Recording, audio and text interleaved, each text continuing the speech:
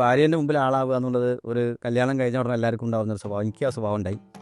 ഇങ്ങനെ ഭാര്യേനെ കൂട്ടി ഞാൻ പർച്ചേസിന് പോവുകയാണ്. അങ്ങനെ ഞാൻ അവിടെ എത്തിയിട്ട് പറയുകയാണ്, എടീ ഒരു ചുരിദാർ വാങ്ങിത്തരാം.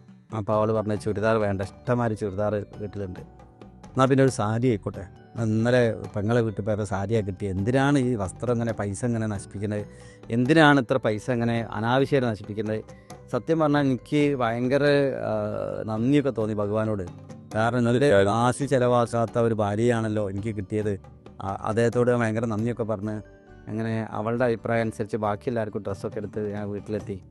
പിറ്റേന്ന് എന്തോ ഒരു പ്രശ്നം ഉണ്ടായ സമയത്ത് ഇവൾ ദേഷ്യത്തോടു കൂടി ആദ്യം എന്നോട് ചോദിച്ച ചോദ്യം, ഇന്നലെ പർച്ചേസിന് പോയപ്പം ഒരു ടവലെങ്കിലും എനിക്ക് വാങ്ങി തന്നതാണ്. അപ്പോൾ ഞാൻ ചോദിച്ചല്ലടി, ഞാൻ നിന്നോട് 100 പ്രാവശ്യം ചോദിച്ചില്ലേ നിനക്ക് വേണോ വേണോന്ന്. അപ്പോൾ ആൾ പറയണം, നിങ്ങൾ ചോദിക്കാൻ പാടില്ല, നിങ്ങൾ വാങ്ങി തരണേ, നിങ്ങളുടെ ഭർത്താവല്ലേ, നിങ്ങൾ വാങ്ങി തന്നാൽ ഞാൻ ഉടുക്കിയില്ലെന്നാണ് ചോദിച്ചത്. അന്നാണ് എനിക്ക് മനസ്സിലായത്, അവൾ വേണം എന്ന് പറയില്ല, അവൾ വേണ്ട എന്ന് പറയും. വേണോ എന്ന് ചോദിച്ചാൽ വേണ്ട എന്ന് മാത്രം പറയുക ചെയ്യുക.